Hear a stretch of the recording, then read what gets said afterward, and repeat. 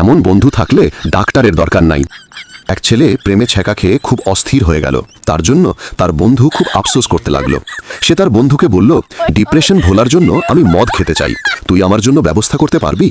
তার বন্ধু কিছুক্ষণ চিন্তা করার পর বলল, হ্যাঁ, তুই চিন্তা করিস না, আমার কাছে এক মদের দোকান পরিচয় আছে, আমি তোর জন্য আজ রাতে আনবো। তারপর সে একটা বোতল করে প্রস্রাব ভরে সাথে চিনি মিশিয়ে তার বন্ধুকে খেতে দিল। বলল, এটা অত্যন্ত পাওয়ারফুল, প্রথমে বমি আসতে চাইলেও ও কিন্তু পুরো বোতল খেয়ে নিবি, তারপর দেখবি তোর ডিপ্রেশন চলে যাবে।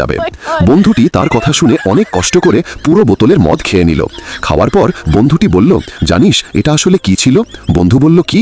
সে বলল, এটা আসলে প্রস্রাব, আমি চিনি মিশিয়ে তোকে খেতে দিয়েছি। এটা শুনে বন্ধুটি অনবরত বমি করতে করতে বেহুশ হয়ে গেল। তারপর তাকে মেডিকেল ভর্তি করল।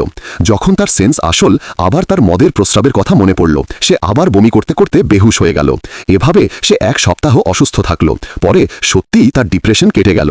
এবং মজার বিষয়, প্রেমের দুঃখ গায়েব, মদ খাওয়ার ইচ্ছা গায়েব, কিন্তু বন্ধুর ওপর বিশ্বাসও গায়েব।